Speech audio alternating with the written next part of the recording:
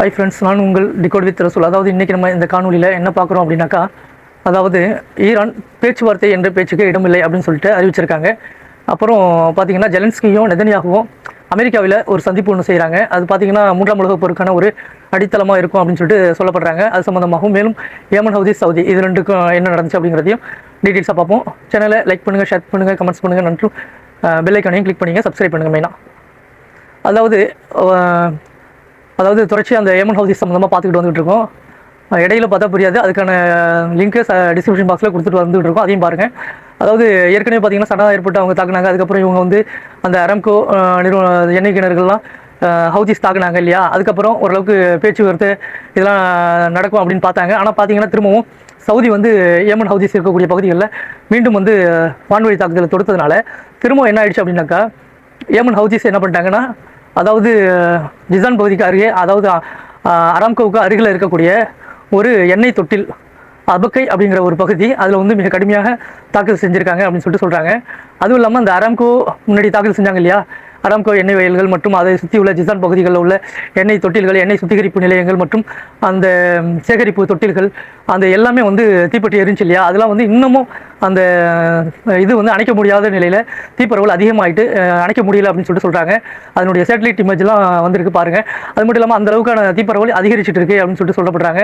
இதனால் அதாவது அந்த ஜிசான் பகுதிகளில் இருக்கக்கூடிய கிங் ஃபைசல் நெடுஞ்சாலையில் அந்த எண்ணெய் தொட்டில்கள் இருக்குது, அபக்கை அப்படிங்கிற பகுதிகளில் அதுலேயும் தாக்குதல் செய்து அதை வந்து எண்ணெய் சுத்திகரிப்பு நிலையம் அந்த தொட்டில்கள் மற்றும் எல்லாத்தையும் இன்றைக்கி அடித்து திரும்பவும் எரிய விட்டுருக்காங்க.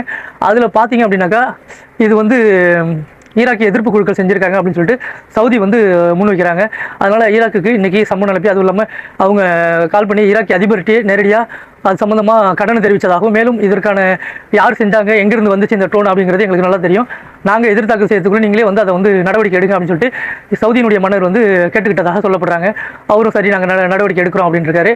ஆனால் பார்த்தீங்க அப்படின்னாக்கா, ஈராக்கிய எதிர்ப்பு குழுக்கள் அவங்க என்ன சொல்லியிருக்காங்கன்னா, இது வந்து நாங்கள் தாக்குதல் செய்யலை, இது வந்து எங்களுக்கு அதுக்கு சம்மந்தம் இல்லை, அதாவது ஏமன் ஹவுதிஸ் தான் அடித்தாங்க, நீங்கள் முடிஞ்சால் அவங்கள அடிச்சிங்க அப்படின்னு சொல்லிட்டு ஓப்பனாகவே இன்றைக்கி சவுதிக்கு ஸ்டேட்மெண்ட் கொடுத்துருக்காங்க ஈராக் எதிர்ப்பு குழுக்கள். ஏன்னா ஏமன் ஹவுதிஸ் அடித்தாக்கா அவங்க திருப்பி அடிப்பாங்கிறது சவுதிக்கு நல்லா தெரியும். அவங்களுக்கு இழக்கிறதுக்கு எதுவுமே இல்லை, இவங்க அடிக்க திருப்பி இவங்க எண்ணெய் கிணறுகளாக பற்ற வச்சுக்கிட்டு அடிச்சிட்டு இருக்காங்கிறதும் தெரியும். அதனால் ஏமன் ஹவுதிஸை திருப்பி அடிக்கிறதுக்கு சவுதி வந்து தயங்குவாங்க. ஆனால் வந்து கூட்டு சேர்ந்து அமெரிக்காவோட சேர்ந்து இந்த இஸ்ரேலோட சேர்ந்து சதி செய்கிற வேலைகளில் அதிகமாக ஈடுபடுவதற்கான வாய்ப்புகள் இருக்குது அப்படின்னு சொல்கிறாங்க. அது மட்டும் இல்லாமல் ஏமன் ஹவுதிஸும் எச்சரிக்கை கொடுத்துருக்காங்க. நேற்று பார்த்தீங்க அப்படின்னாக்கா, சவுதி வந்து அதாவது துருக்கியினுடைய ட்ரோன் வந்து அனுப்பியிருந்தாங்க உளவு பார்ப்பதற்காக வேண்டி, அதையும் ஏமன் ஹவுதிஸ் சுட்டு வீழ்த்திருக்காங்க. இனி வந்து எங்களுடைய வான்பரப்பில் எங்களுடைய அனுமதி இல்லாமல் எது நுழைஞ்சாலும் அதை நாங்கள் சுட்டு வீழ்த்துவோம், அது வந்து எங்களுக்கு ஒரு போர் எச்சரிக்கையாக, போர் நடவடிக்கையாக அதை நாங்கள் கருதி நாங்கள் திருப்பி தாக்கல் செய்வோம். ஒரு சின்ன துரும்பு எங்கள் எல்லைக்குள்ளே வந்தாலும் எங்களுடைய அனுமதி இல்லாமல் வந்துச்சு அப்படின்னாக்கா நாங்கள் திருப்பி அதுக்கான தாக்குதலை உடனடியாக செய்வோம், எண்ணெய் கிணறுகள் தான் எங்களுடைய இலக்கு அப்படின்னு சொல்லிட்டு, இனி உங்கள் சாம்ராஜ்யத்தை அழிப்பது தான் எங்களுடைய நோக்கம் அப்படின்னு சொல்லிட்டு ஒரு அறைகூல் எடுத்திருக்காங்க. அதனால் சவுதி வந்து கொஞ்சம் அடங்கி தான் இருக்காங்க. அதாவது வேறு வழி இல்லை, அவங்களுக்கு இழக்கிறதுக்கு எதுவுமே இல்லை. ஆனால் சவுதிக்கு பார்த்தீங்க அப்படின்னாக்கா ஏகப்பட்ட எண்ணெய் கிணறுகள், அவர்களுடைய தொழில் வர்த்தகம் எல்லாமே டோட்டலாக முடக்கும். இதுலேயே பார்த்தீங்க அப்படின்னாக்கா யான்பூட்டு அந்த கிழக்கு மேற்கு பகுதிகளில் அந்த ஸ்ட்ரைட் ஆஃப் ஹார்மஸ் முடங்கினதுக்கு அப்புறம் பார்த்தீங்க அப்படின்னாக்கா, இந்த கிழக்கு மேற்கு குழாய் வழியாக தான் அவங்க பண்ணிக்கிட்டு இருந்தாங்க. அந்த குழாயும் அடித்து இன்றைக்கி காலி பண்ணி விட்டாங்க. அதுலேயும் தீப்பரவல் ஏற்பட்டு அதையும் நஷ்டமாக இருக்குது. அதனால் முன்னாடி ஸ்ட்ரைட் ஆஃப் ஹார்மஸ் பாதிக்கப்பட்டதுனால பாபுல் மந்தம் வழியாக தான் அவங்க ஏற்றுமதி எல்லாமே பண்ணிக்கிட்டு இருந்தாங்க. இப்போ அந்த பாபுல் மந்தத்துலேயும் ஏற்கனவே பார்த்தீங்கன்னா அந்த பாபுல் மந்தத்தில் 10 லட்சம் பேரல் தான் பிப்பாய் ஏற்றுமதி ஒரு நாளைக்கு செஞ்சுட்டு இருந்தாங்க. இப்போ இந்த ஸ்ட்ரைட் ஆஃப் ஹார்மஸ் மூணதுக்கப்புறம் கிட்டத்தட்ட ஒரு நாளைக்கு 50 லட்சம் பேரல் பிப்பாய் எண்ணெயை வந்து ஏற்றுமதி செஞ்சுட்டு இருந்தாங்க. ஒட்டு மொத்தமாக அதுக்கான சோழியை முடிச்சு விட்டாங்க ஏமன் ஹவுதிஸ். அதனால் கொஞ்சம் சவுதி வந்து அடங்கி தான் இருக்காங்க, அடங்கி தான் வசிச்சுட்டு இருக்காங்க. ஆனால் பார்த்தீங்கன்னா சவுதியினுடைய கூட்டுப்படைகள் இருக்காங்க இல்லையா, அவங்கள ஏவி விட்டு அவங்க மூலியமா அடிக்க வைக்கிற வேலைகளை, அந்த சதி செய்கிற வேலையை செஞ்சுக்கிட்டு தான் இருக்காங்க. அதே மாதிரி இன்றைக்கி சரியான தரைப்படை தாக்குதல்கள் வந்து உச்சந்தொட்டு ஏமன் ஹவுதிஸுக்கும் அவங்களுடைய கூட்டுப்படைகளுக்கும் நடந்துக்கிட்டு தான் இருக்குது. அதில் பார்த்தீங்க அப்படின்னாக்கா ஏமன் ஹவுதிஸுடைய கூட்டுப்படைகளில் கிட்டத்தட்ட 4 பேர் வந்து இறந்துருக்காங்க. அவங்க தரப்பில் வந்து 10 பேர் இறந்துருக்காங்க. அந்த பகுதி என்னென்னா அல் பஹாமஸ் அப்படிங்கிற ஒரு சோதனை சாவடிகளில் தாக்குதல் செஞ்சதில் அவங்களுடைய, அதாவது பல் பஹாமஸ்ங்கிற சோதனை சாவடியில் ஹவுதிஸ் வந்து தாக்குதல் செஞ்சுருக்காங்க. அதில் வந்து பார்த்திங்க அப்படின்னாக்கா சவுதியினுடைய கூட்டுப்படைகளை சேர்ந்த 10க்கும் மேற்பட்டவர்கள் இறந்துருக்காங்க. சவுதி மற்றும் ஐக்கிய அரபு எமிரேட்ஸினுடைய கூட்டுப்படைகளும் அதில் இருக்காங்க, அவங்களும் இறந்துருக்காங்க. ஆனால் திருப்பி பதில் தாக்குதல் செஞ்சதில் இவங்களில் வந்து ஹவுதிஸில் 4 பேர் இறந்துருக்காங்க அப்படின்னு சொல்லிட்டு சொல்லப்படுறாங்க. அதே மாதிரி பார்த்திங்க அப்படின்னாக்கா அந்த 2 பகுதிகளுக்கும் இடையில ஒரு சந்தை ஒன்று இருக்குது, ஹூதி, அதாவது அல் பக்மா அப்படிங்கிற ஒரு சந்தை. இது பார்த்திங்கன்னா அப்படின்னாக்கா ஏமன் ஹவுதிஸுக்கும் அவங்க சவுதி கூட்டுப்படைகளுக்கும் இடையில இருக்கக்கூடிய ஒரு சந்தையை நோக்கி அந்த சவுதியின் கூட்டுப்படைகள் தாக்குதல் செஞ்சதில் அந்த சந்தையை கைப்பற்றியிருக்காங்க. அது வந்து ஹவுதிஸினுடைய இருப்பிடமாக இருந்த இடத்த வந்து அவங்க கைப்பற்றியிருக்காங்க. அதுக்கு பதிலாக உடனடியாக அங்கே உள்ள ஒரு மலைத்தொடர் ஒன்று இருக்குது. அதில் வந்து மிக அதிகமான படைகளை குவிச்சு வச்சுருக்காங்க. அதாவது அல் பக்மா அப்படிங்கிறதுல அல் ஹாதி ஆத்திக் மலை அப்படின்னு சொல்லுவாங்க. ஆத்திக் மலை உச்சியில் வந்து ஏமன் ஹவுதிஸ் தங்களுடைய படை வீரர்களை ராணுவத்தையும் மிக அதிகமான அளவில் குவிச்சிருக்காங்க. ஏன்னா திரும்ப அடுத்த பகுதியில் கைப்பற்றக்கூடாது அப்படிங்கிற ஒரு எண்ணத்தில் இவங்களும் அந்த அதாவது இது வந்து நடக்கிறது பார்த்தீங்க அப்படின்னாக்கா அந்த 4ஆம் எண் உள்ள பகுதி 2ஆம் நம்பர் உள்ள பகுதிகளில் இந்த படைப்படத்தில் ஏடன் பகுதிகளில் இவங்களும் நிறைய பகுதி அதாவது 2-3 பகுதிகளில் ஏமன் ஹவுதிஸும் சவுதியினுடைய கூட்டுப்படையினுடைய இடங்களை கைப்பற்றியிருக்காங்க. அதனால தரைவழி சண்டை உச்சமாக போய் கொண்டு தான் இருக்குது. வரும் காலங்களில் அதனுடைய நிலைகளை பார்ப்போம். அடுத்து பார்த்தீங்க அப்படின்னாக்கா அதாவது இதெல்லாம் நடந்ததுக்கப்புறம் உடனே பாகிஸ்தான் ஜிசிசி கூட்டமைப்புகள் மற்றும் குவைத், கத்தார், பத்ர் எல்லாமே சேர்ந்து கண்டனங்கள் அறிவிச்சிருக்காங்க. ஏமன் ஹவுதிஸுக்கு கண்டனம் தெரிவிச்சிருக்காங்க. இதெல்லாம் எந்த மூளைக்கும் வேலை செய்யாத இந்த கண்டனம், ஆனால் வந்து அறிவிச்சிருக்காங்க, கண்டனத்தை தெரிவிச்சிருக்காங்க. அடுத்து பார்த்தீங்கன்னா இவங்களை அடக்கிறதுக்கு, இவங்களை தலைவர்களை கொள்றதுக்கு, ஏமன் ஹவுதிஸினுடைய தலைவர்கள் கொள்றதுக்கு இஸ்ரேல் மற்றும் அமெரிக்காவுடன் இணைந்து அதாவது சவுதி, குவைத், பஹ்ரைன் மற்றும் ஐக்கிய அரபு எமிரேட்ஸ் இவங்க எல்லாமே எப்பவும் செய்யாமல் சதிவலை செஞ்சு இஸ்ரேலுடன் ரகசிய சந்திப்பு ஒன்று செஞ்சிருக்காங்க. இதையும் அவங்க வாட்ச் பண்ணிக்கிட்டு தான் இருக்காங்க. வரும் காலங்களில் இதுக்கான பதிலடிகளும் கண்டிப்பாக கிடைக்கும் சவுதிக்கு அப்படின்னு சொல்லிட்டு சொல்லியிருக்காங்க. அதையும் வரும் காலத்தில் பார்ப்போம். அடுத்து பார்த்தீங்க அப்படின்னாக்கா காசா பகுதிகளில் எப்பவும் போல் இந்த இஸ்ரேலினுடைய அட்டகாசங்கள் அதிகமாக இருக்குது. அதே மாதிரி பார்த்தீங்கன்னா மஞ்சள் இலை பகுதிகளும் வரையடிச்சாங்க இல்லையா, அது எல்லாத்தையும் நாங்கள் வந்து 5 வருஷத்துக்குள்ளே முழு காசாவையும் எங்களுடைய கட்டுப்பாட்டுக்கு எடுத்துருவோம், அதுக்கான வழிகளை நாங்கள் செஞ்சுட்டு வரோம் அப்படின்னு சொல்லிட்டு அந்த அப்பாவி மக்கள் மேலே மிக கடுமையான வான்தாக்குதல் செஞ்சுருக்காங்க. இன்றைக்கும் பார்த்தீங்க அப்படின்னாக்கா அதாவது சவுதியினுடைய காசா ஹமாஸினுடைய தலைவர்கள் 3 பேர் இறந்திருக்காங்க. அப்பாவி மக்களுக்கும் கொல்லப்பட்டிருக்காங்க. அதே மாதிரி சவுதன் லெபனான்லையும் தாக்குதல்கள் உச்சம் தொட்டு தாக்கிட்டு தான் இருக்காங்க. ஹிஸ்புல்லாவை குறைக்கணும்னு சொல்லி அங்கேயும் தாக்குதல் போயிட்டு தான் இருக்குது. அதே மாதிரி பார்த்தீங்கன்னா அதையும் குறையில. அதாவது இன்னொரு போர் என்னென்னா அந்த சிரியா பகுதிகளை ஏற்கனவே சொல்லிட்டு இருந்தாங்க இல்லையா, சிரியா ஜுலானி வந்து ஹிஸ்புல்லாவுக்கு எதிராக நாங்கள் இறங்க மாட்டோம் அப்படின்னு சொல்லிட்டு மீடியாவில் பேசியிருந்தாரு. ஆனால் பார்த்தீங்க அப்படின்னாக்கா சவுதி மற்றும் ஐக்கிய அரபு எமிரேட்ஸ், அமெரிக்கா இவங்க 3 பேரும் சேர்ந்து கூட்டு சதியின் மூலயமா இப்போ சிரியாவினுடைய ராணுவமாக இருக்கக்கூடிய அல் ஜுலானியினுடைய ராணுவம் அவங்களுடைய சப்சிடி ராணுவத்தை என்ன பண்ணுறாங்க அப்படின்னாக்கா லெபனான் களத்தில் அவங்க ஹிஸ்புல்லாவுக்கு எதிராக ராணுவத்தை இறக்கிறதுக்கான அனைத்து ஏற்பாடுகளும் செஞ்சுட்டாங்க அப்படின்னு சொல்லிட்டு அக்பர் மீடியாவினுடைய ஒரு அதாவது பத்திரிகை ஆய்வாளர் இன்னைக்கு தெரிவிச்சிருக்காரு. அதனால வந்து வரும் காலங்களில் பாருங்க அப்படின்னாக்கா ஹிஸ்புல்லா வந்து சிரியாவினுடைய ராணுவமே உள்ள புந்து அடிச்சுக்க போறாங்க, உள்நாட்டு கலவரத்தை ஏற்படுத்துறாங்க. இதுக்கு முழுக்க அமெரிக்கா, சவுதி மற்றும் ஐக்கிய அரபு எமிரேட்ஸ் நிதி மற்றும் அவங்களுக்கு தேவையான ஆயுத தளவாடங்கள் எல்லா உதவி, பண உதவி, அந்த கூட்டுப்படைகளுக்கான சம்பள உதவி எல்லாமே வந்து சவுதியும் ஐக்கிய அரபு எமிரேட்ஸும் ஏற்றுக்கொண்டாங்க. இந்த நிதி சம்பள உணவு எல்லாத்துக்குமே அந்த நிதிக்கான திரட்டல்கள் எல்லாமே அவங்களுடைய பொறுப்பு, தளவாடங்கள், ஆயுதங்கள் எல்லாமே அப்படின்னு சொல்லிட்டு சொல்லியிருக்காங்க. இதை கேட்ட உடனே வந்து ஈராக் எதிர்ப்பு குழுக்கள் என்ன சொல்லியிருக்காங்க அப்படின்னாக்கா அதாவது ஈரானினுடைய ஒரு துணை இராணுவமாக செயல்படக்கூடியது தான் ஈராக்கினுடைய அந்த எதிர்ப்பு குழுவாக இருக்கக்கூடிய கத்தீஃப் ஹிஸ்புல்லா அப்படிம்பாங்க. அதே மாதிரி ஐஆர்ஜிசியும் அந்த ராணுவ பகுதியில் உள்ள ராணுவ பிரிவில் உள்ள ஈரானினுடைய ராணுவ பிரிவு தான். அவங்க ஈராக் எதிர்ப்பு குழுன்னு சொல்றது கத்தீஃப் ஹிஸ்புல்லா. அவங்க உடனடியாக ஒரு அறிக்கை கொடுத்துருக்காங்க. அதாவது சிரியாவினுடைய ஜூலானி படைக்கு நீங்கள் வந்து ஹிஸ்புல்லாவுக்கு எதிராக நீங்கள் ஏதாவது நடவடிக்கைகள் எடுக்கணும்னு நீங்கள் இறங்குனீங்க அப்படின்னாக்கா நாங்கள் சிரியாவில் தரைவழி தாக்குதல்களில் இறங்குறதுக்கு நாங்கள் ரெடியாக இருக்கோம். அதாவது வடக்கு சிரியா மற்றும் வடகிழக்கு சிரியா எல்லாமே பற்றி எரியும், ஜாக்கிரதையாக இருந்துக்குங்க அப்படின்னு சொல்லிட்டு இன்னைக்கு கத்தீப் ஹிஸ்புல்லா வந்து கடுமையான எச்சரிக்கையும் கொடுத்துருக்காங்க. ஹிஸ்புல்லாவுக்கு ஆதரவாக நாங்கள் வந்து கண்டிப்பாக துணை இறங்கி சிரியாவை ஒட்டுமொத்தத்தையும் கைப்பற்றுவோம், தரைவழியில் இறங்கிடுவோம், தரைவழி தாக்குதலில் உங்களை தூக்குறதுக்கு அதிலேயே உங்களுக்கு உங்கள் படைகள்லேயே ஆள் இருக்குது, பார்த்து நடந்துங்க அப்படின்னு சொல்லிட்டு ஒரு எச்சரிக்கை கொடுத்துருக்காங்க. அடுத்து அது மட்டும் இல்லாமல் அடுத்து பார்த்தீங்க அப்படின்னாக்கா நெதன்யாகு மற்றும் ட்ரம்ப் சந்திப்பு இன்னைக்கு அந்த லின்சா கிரஹாமுடைய அதாவது இறுதி அந்த இதுக்காக வேண்டி சடங்குக்காக வேண்டி போயிடாருன்னு சொன்னீங்க பார்த்தீங்களா, போகிறதாக இருந்தார் பார்த்தீங்களா, அதில் வந்து சின்ன சைத்தான் பெரிய 2 சைத்தானும் ஒன்றா சேர்றாங்க. அதில் இன்னொரு சைத்தான் ஒன்று சேருது. அது என்னன்னு பார்த்தீங்க அப்படின்னாக்கா ஜெலன்ஸ்கி ஏற்கனவே எந்தெந்த நாட்டுக்கெல்லாம் போய் கை கொடுத்துட்டு வந்தாரோ அந்த நாட்டினுடைய தலைவர்களுடைய பதவிகள்லாம் பறி போயினது தான் மிச்சம். அவர் நாங்களும் எல்லா மக்களும் பார்த்துக்கிட்டு தான் இருக்காங்க. அவர் எந்தெந்த நாடுகளுக்கெல்லாம் போய் கை கொடுக்குறாரோ அந்த ஐரோப்பிய நாடுகளின் தலைவர்கள் எல்லாமே ஒரு ஆளாக பதவி பறி போனது தான் மிச்சம். இடையில பார்த்தோம் ஸ்டாமரும் பதவி விலகிட்டார். இப்போ அதாவது ஆபிரஹாம் பெர்தாம் இப்போ யூகேவினுடைய அதிபராக வந்திருக்காரு, அவருக்கும் கை கொடுத்துட்டாரு. அதனால் அவர் பதவி எத்தனை நாளைக்கு இருக்குங்கிறது நம்ம பொறுத்து பார்ப்போம். அது பார்த்திங்க அப்படின்னாக்கா நாளைக்கு நடக்கக்கூடிய அந்த மீட்டிங்கில் ஜெலன்ஸ்கி ப்ளஸ் நெதன்யாகு இவங்க 2 பேரும் சேர்ந்து சந்திக்கிறாங்கன்னு சொல்கிறாங்க. ஏற்கனவே நெதன்யாகு ஒரு ஐடியாலஜியோட தான் போயிருக்காரு. ஆக மொத்தத்தில் ஈரானுக்கு அடுத்த பொருளை அவங்களும் இணைஞ்சு அமெரிக்காவுடன் இணைந்து தாக்குதல் செய்கிறதுக்கு அவங்க முன்கூட்டியே எல்லாத்தையும் வரவேற்றுட்டாங்க. அது சம்பந்தமாகவும் ஈரானை எப்படி முடிக்கணும், ஹிஸ்புல்லா மற்றும் அதாவது அந்த காசாவை எப்படி கைப்பற்றணும், இதை எப்படி அட்டை போடணும், ஹிஸ்புல்லாவை எப்படி அடக்கிட்டு அந்த லெபனானை எப்படி கைப்பற்றணும் அப்படிங்கிற திட்டத்தோடையும் பேசுவாங்க. அது மட்டும் இல்லாமல் ஈரானுக்கு எதிரான சதி திட்டத்திலையும் ஈடுபடுவாங்க. அடுத்து பார்த்தீங்கன்னா இந்த ஆபிரகாம் திட்டத்தில் சவுதி இணைஞ்சதுக்கும் அவங்க நன்றி தெரிவிச்சிருக்காங்க. அதனால ஆபிரகாம் திட்டத்தை வரவேற்கிறாங்க. ஆனால் சவுதி அதாவது பஹேரி அதாவது ஈரானினுடைய ஸ்போக் பர்சன்ட்ட கேட்குறாங்க. அதாவது சவுதிக்கு வந்து அணுசக்தி சம்பந்தமாக அவங்க அனுமதி கொடுத்துருக்காங்க, எல்லாமே கொடுக்க போகிறாங்க அப்படின்றதுக்கு ஸ்போக் பர்சன் என்ன சொல்லியிருக்காரு அப்படின்னாக்கா, இதை நாங்கள் வரவேற்கிறோம். ஏன்னா சிவில் தேவைக்காக வேண்டி நாங்களும் அதை தான் செஞ்சுக்கிட்டு இருக்கோம்.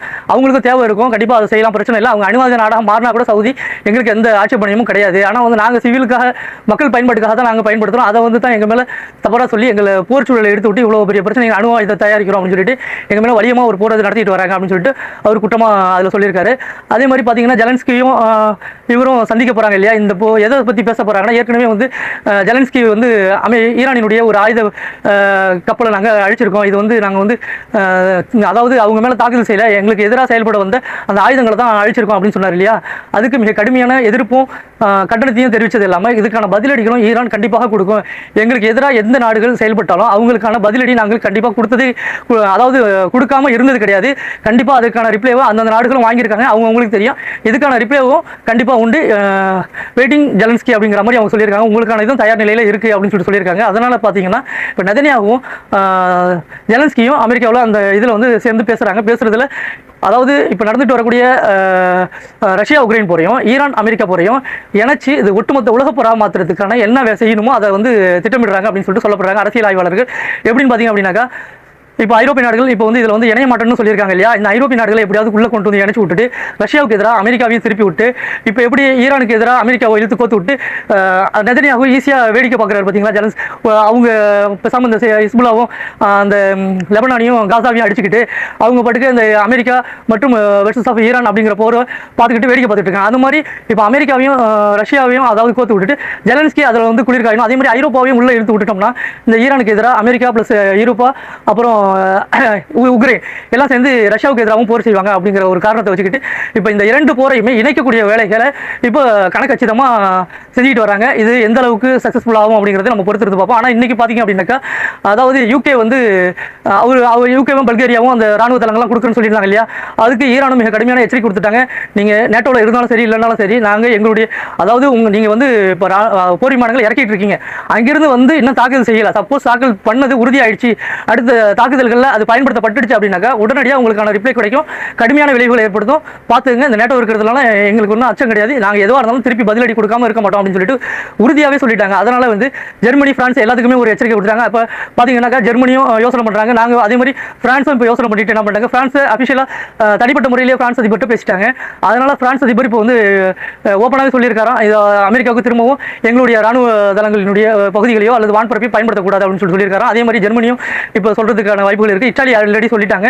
அதனால் இந்த நடையும் ஐரோப்பிய நாடுகள் இந்த பொருளை இணைய வாய்ப்பு இல்லை அப்படின்னு தான் சொல்கிறாங்க. ஏன்னா ஏற்கனவே உக்ரைன் பொருளை அவங்க இழந்ததும் அதிகம், அவங்களால பொருளாதாரத்தையும் மீட்டெடுக்க முடியாத சூழலில் அவங்க கலந்துட்டு இருக்காங்க. அடுத்தபடியாக இந்த அமெரிக்காவினுடைய இஸ்ரேலினுடைய சூழ்ச்சி இதில் வந்து உள்ளே புகுந்துட்டாங்கன்னா ஒட்டுமொத்த ஐரோப்பாவும் அதாவது இயங்குறது ரொம்ப கடினமாகிடும் அப்படிங்கிறது அவங்க உணர்ந்துருக்காங்க. அடுத்து என்ன செய்ய காத்திருக்காங்க அப்படிங்கிறதையும் பார்ப்போம். அடுத்த களமும் அதாவது அப்படி ஒரு களம் ஒன்று உருவாயிடுச்சு அப்படின்னாக்கா அவங்களுக்கு எதிராக வடகொரியா சைனா இறங்குவாங்களா என்னன்னு தெரியல. ஒருவேளை சைனாவும் அந்த உலக போர்னு வந்துருச்சுன்னா கண்டிப்பாக அதில் இறங்குறதுக்கான வாய்ப்புகள் தான் இருக்கும். அதையும் பொறுத்திருந்து பார்ப்போம். இவங்க தரப்புலையும் வலிமையான கூட்டணியாக இருப்பாங்க. என்ன நடக்குது, அவ்வாறு நடக்காமல் இருப்பது தான் நம்மளுடைய எண்ணம். என்ன நடக்குதுங்கிறதையும் பொறுமையாக பார்ப்போம், வேடிக்கை பார்ப்போம். அடுத்து பார்த்தீங்க அப்படின்னாக்கா, அதாவது ஈரான் இது இவங்க சொல்கிறாங்க, அமெரிக்க அதிபர் ட்ரம்ப் சொன்னார், நாங்கள் வந்து ஒரு பேச்சுவார்த்தைக்காக நாங்கள் வெயிட் பண்ணிகிட்டு இருக்கோம். அதாவது இவங்கள்ட்ட எப்போல்லாம் ஆயுதம் குறையுது, இவங்களுக்கு எப்போல்லாம் மைனஸ் பாயிண்ட், இவங்களால எப்போல்லாம் அடிக்க முடியலையோ, இவங்க எப்போல்லாம் சோர்வு அடைகிறாங்களோ, இவங்களுக்கு எப்போல்லாம் அழிவு அதாவது பலமான அடி உழுவுதோ அப்போல்லாம் வந்து உடனே பேச்சுவார்த்தைக்கு நாங்கள் ஈரான் எங்கள்கிட்ட கெஞ்சினாங்க அப்படின்னு சொல்லிட்டு சொல்லுவாங்க. அதே மாதிரி தான் இப்பயும் சொல்லியிருக்காரு, எங்கள்கிட்ட ஈரான் பேச்சுவார்த்தை கெஞ்சிருக்காங்க, அதனால் நாங்கள் பேச்சுவார்த்தைக்கு பேச்சுவார்த்தைக்காக வேண்டி நாங்கள் ஈரானுக்கு ஒரு சான்ஸ் கொடுக்குறோம் அப்படின்னு சொல்லிட்டு அவங்க தாக்குதல் செய்யலை அப்படின்னு சொல்லிட்டு சொல்கிறாங்க. ஆனால் வந்து அது இல்லை உண்மை. ஈரான் வந்து மிக கடுமையாக வெளிப்படையாக சொல்லிட்டாங்க, இனி பேச்சுவார்த்தைங்கிற பேச்சுக்கு இடம் இல்லை, போர் ஒன்று தான் எங்களுடைய தீர்வு, நீ அடிக்காம நான் வந்து கண்டிப்பாக அந்த அதாவது வளைகுடா நாடுகளில் அப்பப்போ அடிச்சு அவங்க வந்து இன்னமும் ஜோர்டான் கூட இன்னைக்கு 2 ட்ரோன் மூலியமா தாக்குதல் செஞ்சுட்டு தான் இருக்காங்க. ஏன்னா அமெரிக்கா வந்து திருப்பி தாக்குதல் செய்யலை. அப்படி இருந்தாலும் ஜோர்டான் மேலே ஈரான் அடிச்சுட்டு தான் இருந்தாங்க. அப்படி பார்த்து சிறிய சிறிய தாக்குதல்கள் தொடுத்துட்டு தான் இருக்காங்க. ஆனால் ஈரான் தெளிவாக இருக்காங்க. இந்த நட வந்து எதிரி என்ன செய்வாங்கிறது எங்களுக்கு முன்கூட்டியே தெரியும். பேச்சுவார்த்தைன்னு சொல்லுவான், 1 வாரம் 2 வாரம் பேச்சுவார்த்தையில் இழுப்பான். அடுத்து பார்த்தீங்கன்னா அவன் எல்லா தேவைகளையும் பூர்த்தி செஞ்சுப்பான். அவன்கிட்ட இப்போ ஆயுதம் இல்லை, அதுவும் இல்லாமல் பற்றாக்குறை இருக்குது, ஏவுகணை தளங்கள் பற்றாக்குறை, எல்லாத்தையுமே வந்து அதாவது ரீலோட் பண்ணிப்பான். அதனால திரும்பவும் எடுத்து ரெடி பண்ணிட்டு திரும்பவும் எங்கள்கிட்ட போருக்கு வருவான். அதனால நாங்கள் வந்து இந்த நட ஏமாறதுக்கு நாங்கள் இது இல்லை. இந்த நட நாங்கள் ஏமாறவும் மாட்டோம். ஆனால் இப்போ நாங்கள் அடிக்க மாட்டோம். அவன் அடிச்சானா திருப்பி அடிப்பான். அப்படிங்கிறது வீரன்னா அப்படி தான் இருப்பான். அடிச்சாதான் திருப்பி அடிப்பான். கூட தான் வந்து சதி செய்வான், முன்ன விட்டுட்டு பின்னாடி குத்துவான். இந்த மாதிரி வேலையை தான் இஸ்ரேலும் அமெரிக்காவும் செஞ்சு தான் வரலாறு. அதே மாதிரி இப்போ அதாவது மத்திய கட்டளை தளபதி சென்காமினுடைய மத்திய கட்டளை தளபதி என்ன சொல்லியிருக்காரு அப்படின்னாக்கா, பேங்க் ஹூப்பர் அப்படிங்கிறவர் அவர் என்ன சொல்லியிருக்காரு அப்படின்னாக்கா, ட்ரம்புக்கு ஒரு அட்வைஸ் பண்ணியிருக்காரு. தலைவர் இப்போ வந்து போற கொஞ்சம் நிறுத்தி வைங்க. அதாவது நம்ம கிட்ட ஆயுதம் இல்லை, ஏற்கனவே வாங்கின அடி பத்தாம இருக்கு, வாங்கின அடி கடுமையா இருக்கு, அந்த அடியிலே இன்னும் நம்ம மீட்டு வர முடியல. அதுவும் இல்லாமல் ஏவுகணைகள், அதாவது அவங்க அடிக்கிற அடியை தடுக்கக்கூடிய இன்டர்செப்ட் பண்ணுறது தடுப்பு ஏவுகணைகள்லாம் இல்லாமல் இருக்குது. இதனால் திரும்பவும் நீங்கள் போய் ஒரு தாக்குதல் செஞ்சிட்டீங்க அப்படின்னா நீங்கள் ஒரு அடி அடிச்சிங்கன்னா அவன் 10 அடி திருப்பி அடிக்கிறான். அதனால் வந்து பார்த்தீங்கன்னாக்கா நம்ம பேரும் கெட்ட பேர், அதுவும் இல்லாமல் நம்மளுடைய நட்பு நாடுகள் மிக கடுமையாக பாதிக்கப்படுறாங்க. அவங்களுக்கு நம்ம மேலே மதிப்பீடு வந்துச்சுன்னா நம்ம ஒட்டுமொத்தத்தையும் அந்த பகுதியை இழக்க ஏறிடும். அவங்க வேறு பக்கம் சாய ஆரம்பிச்சிருவாங்க. அதனால் கொஞ்சம் பொறுமைக்காருங்க. அந்த 1 வாரம் 2 வாரம் பேச்சுவார்த்தை அது இதுன்னு போட்டு இழுங்க. அதுக்குள்ளே நம்ம எல்லாத்தையும் தயார் பண்ணிட்டு திரும்ப போய் தாக்குதல் பண்ணுவோம். எல்லாத்தையும் ரெடி பண்ணுவாங்க, ரெடி பண்ணிட்டு திரும்ப போய் தாக்குதல் செய்வாங்க. ஆனால் தாக்குதலை நிறுத்த மாட்டாங்க, தாக்குதல் செய்வாங்க. ஆனால் வந்து அவங்க உறுதியாக செஞ்சாங்க. இது நீங்கள் என்ன செய்வீங்கிறது எங்களுக்கு நல்லாவே தெரியும். அதனால் நாங்கள் தெளிவாக இருக்கோம். நீ என்ன பேச்சுவார்த்தைக்கு வந்தாலும் சரி, ஸ்ட்ரைட் ஆஃப் ஹார்மஸும் எங்களுக்கு தான். அதுக்கான இது எங்களுடைய சாவி எங்களுடைய கையில் தான் இருக்கும். நாங்கள் சொல்கிறத மட்டும் தான் கேட்டு போகணும். அப்படி இல்லைனாக்கா எந்த பேச்சுவார்த்தையும் நடக்காது. ஸ்ட்ரைட் ஆஃப் ஹார்மஸ் இனி எங்கள் கண்ட்ரோல் தான் அப்படிங்கிறதுல அவங்க உறுதியாக இருக்காங்க. அதே மாதிரி அந்த கண்ணி வெடிகளையும் பரப்பி வச்சிருக்காங்க. அதனால் நேற்று ஒரு 2-3 போட்டு போய் அதில் தாக்குதல் வெடிச்சிச்சுன்னு சொன்னோம் பார்த்தீங்களா, அது வந்து கண்ணி வெடிகளை சிக்கினது தான் அப்படின்னு சொல்லிட்டு சொல்லப்படுது. அதுவும் இல்லாமல் இனி அந்த ஓமனை ஒட்டி போகிற கப்பல்களுக்கு நாங்கள் பொறுப்பு இல்லை, நாங்கள் சொல்கிற வழிகளில் வந்தால் தான் நாங்கள் பாதுகாப்பு கொடுக்க முடியும், அங்கே எல்லாமே கண்ணி வெடிகள் நிறைஞ்சு கிடக்கு, அதில் போகாதீங்க அப்படின்னு சொல்லிட்டு ஒரு அட்வைஸும் கொடுத்துட்டாங்க. அதனால் இப்போ வந்து பார்த்தீங்கன்னா இப்போ ஒரு சில போட்டுகள் ஈரானுடைய வழிகாட்டுதல் பேரில் போயிட்டு வந்துக்கிட்டு தான் இருக்காங்க. ஒரு 4-5 இதுவரையும் போயிருக்கு அப்படின்னு சொல்கிறாங்க. இன்றைக்கி கச்சா எண்ணெய் விலையும் குறைஞ்சிருக்கு. திரும்ப ஏறிச்சுன்னா அதோட உடனே இவங்க போருக்கு வந்துருவாங்க. அதே மாதிரி அதுக்குள்ள அந்த ஆயுதங்களையும் அமெரிக்கா ரெடி பண்ணிட்டு வந்துருவாங்க. ஆனால் ஈரான் வந்து இப்போ உறுதியாக இருக்காங்க, பேச்சுவார்த்தைக்கு இடம் இல்லை அப்படின்னு சொல்லிட்டு. இன்றைக்கி கூட எர்பில் பகுதி, அதாவது குர்திஸ்தான் சுலைமானியா பகுதிகளில் மிக கடுமையான தாக்குதல்களை ஈரான் பண்ணிக்கிட்டு தான் இருக்காங்க. ஏன்னா அங்கே வந்து பார்த்தீங்கன்னாக்கா ஈரானுக்கு எதிராக குர்திஸ் மக்கள் வந்து திருப்பி விடுறதுக்கு பார்த்தாங்க. அவங்க வந்து இப்போ இடையில அமைதியாக இருந்தாங்க. திரும்பவும் ஆயுதங்களை கொடுத்து அமெரிக்கா சதி பண்ணதுனால இப்போ திரும்பவும் அவங்க வந்து உள்ள நுழையிறதுக்கான வாய்ப்புகள் இருக்குது. அப்படின்றதுனால அந்த ஃப்ரீயாக இருக்கிற நேரத்தில் அவங்கள வந்து அழிச்சு டார்கெட் பண்ணி முடிச்சிட்டு இருக்காங்க. இந்த ஃப்ரீயாக இருக்கிற நேரத்தில் அவங்கள வந்து ஒட்டுமொத்தமாக அடக்கிறதுக்கான வழிகளை ஈரான் மிக கனகச்சிதமாக செஞ்சுக்கிட்டு இருக்காங்க. அப்போ பார்த்தீங்கன்னாக்கா ஏமன் ஹவுதிஸும் அதாவது ஈராக்கினுடைய எதிர்ப்பு குழுக்களும் ரகசிய பேச்சுவார்த்தை நடத்தியிருக்காங்க. எங்கன்னா பார்பில் பகுதியில். அதில் பார்த்தீங்கன்னாக்கா அதை ரகசிய பேச்சுவார்த்தை முடக்கும் விதமாக அதாவது அமெரிக்காவுடைய MQ-9 ட்ரோன் மூலமா உளவு பார்த்துருக்காங்க. அதையும் சுட்டு வீழ்த்திருக்காங்க. ஆக மொத்தத்தில் இப்போ சப்போர்ட்டிவா இவங்களும் அந்த களத்துக்கு வந்துட்டாங்க அப்படிங்கிறது தான் உறுதி. இனி எந்த ஒரு தாக்குதல் நடத்தினாலும் ஈராக்கிய எதிர்ப்பு குழுக்கள் அதில் உள்ள இருப்பாங்க அப்படின்னு சொல்லிட்டு சொல்லப்பட்டாங்க. இது போகிற போக்கில் இந்த பிரச்சனைகள் எவ்வாறு போகிறது அப்படிங்கிறதையும் நம்ம பொறுத்திருந்து பார்ப்போம். மேலும் இது அனைத்தும் பிடிச்சிருந்ததுன்னா லைக் பண்ணுங்க, ஷேர் பண்ணுங்க, கமெண்ட்ஸ் பண்ணுங்க. நன்றி, வணக்கம்.